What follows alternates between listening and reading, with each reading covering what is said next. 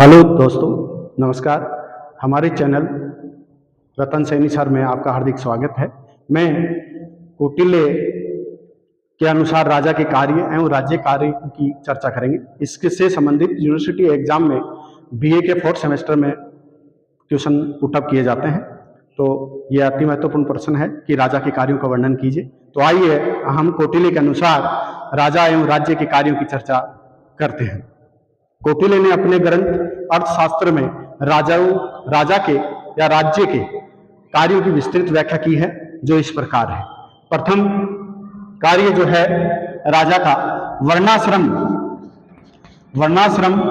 व्यवस्था का संचालन, वर्णाश्रम व्यवस्था का निर्वाह या संचालन राजा करे।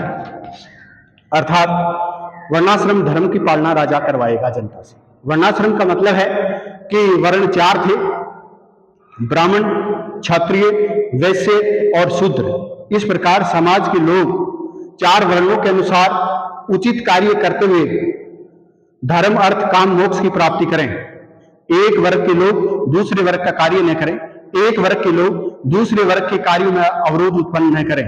इस प्रकार वर्णाश्रम व्यवस्था का निर्वाह राजा के द्वारा किया जाएगा। इसको सामाजिक व्यवस्था का निर्वाह भी कहते हैं कि समाज में जो भी अपना आश्रम व्यवस्था है, गृहस्थ आश्रम, आश्रम व्यवस्था की भी बात करता है कि ब्रह्मचर्य आश्रम, गृहस्थ आश्रम, वानप्रस्थ आश्रम और संन्यास आश्रम, अर्थात वर्णाश्रम और आश्रम व्यवस्था दोनों का संचालन राजा के द्वारा करवाया जाएगा कठोरतापूर्वक। दूसरा कार्य आता है न्याय व्यवस्था का संचालन। न्याय व्यवस्था का संचालन अर्थात राज्य में न्याय व्यवस्था बनाए रखने या शांति व्यवस्था बनाए रखने के लिए राजा कार्य करेगा। इसके लिए प्रयुक्त अधिकारी नियुक्त करेगा, जो राज्य में स्त्री पुरुष या विभिन्न लोगों के बीच या नागरिकों के बीच उत्पन्न होने वाले विवादों का समाधान करेंगे। अर्थात इस व्यवस्था में कि जो चोर हैं, डकैत हैं, जो अन्य अपराध कर रहे हैं, पारिवारिक अपराध, महिलाओं के साथ अपराध, उनसे संबंधित भी न्याय का कार्य राजा करेगा। तीसरा है बाजार व्यवस्था का संचालन। बाजार व्यवस्था से मतलब है आय और व्यय पर नियंत्रण करना। कि कौटिल्य कहता है कि राजा का बाजार व्यवस्था पर उचित नियंत्रण होना चाहिए। जैसे बाजार में कम तोड़ना, मिलावट करना आदि कार्य किए जाते हैं। अर्थात सामान पूरा न देना, अन्यत्र सामग्री मिलाकर के देना आदि जो धोखाधड़ी का जो कार्य होते हैं बाजार में, उस पर राजा का कठोर नियंत्रण होना चाहिए। जो भी लोग ऐसी प्रक्रिया में शामिल होते हैं उनको कठोर दंड देना चाहिए। इस प्रकार बाजार व्यवस्था पर भी राजा का पूर्ण नियंत्रण होना चाहिए। अगला है 4 नंबर का कार्य नियुक्ति संबंधी कार्य।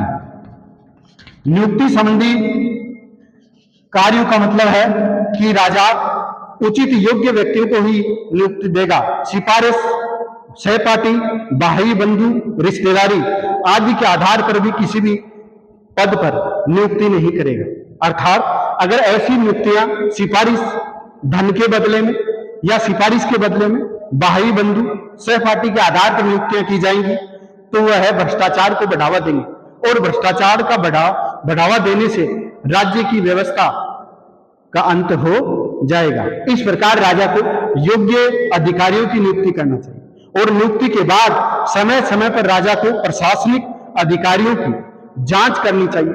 उनके विरुद्ध जासूस भेजने चाहिए कि कहीं वो अपने व्यक्तिगत हित के लिए जनता के साथ अन्याय तो नहीं कर रहे हैं। इसकी जांच राजा को करनी चाहिए। अगला है लोकहित। लोकहित का अभिप्राय है जनता का कल्याण, अर्थात जन कल्याण का कार्य भी राजा के द्वारा करना चाहिए। अर्थात अधिक से अधिक असहाय लोग हैं, विधवा स्त्रियां हैं, अनाथ बच्चे हैं तथा परित्यक्ता हैं, बुजुर्ग व्यक्ति हैं, विकलांग हैं, उनकी सहायता राजा को करनी चाहिए।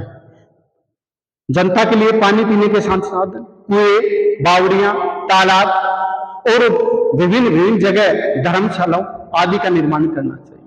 अगर विपत्ति काल में, अकाल के समय लोक कल्याण कार्य कार्य करवाने जाने चाहिए जिससे जनता को जीवित रखा जा सके या विपत्ति काल में जनता की सहायता हो सके। इस प्रकार राजा लोकहित के कार्य भी करता है। इससे आगे आता है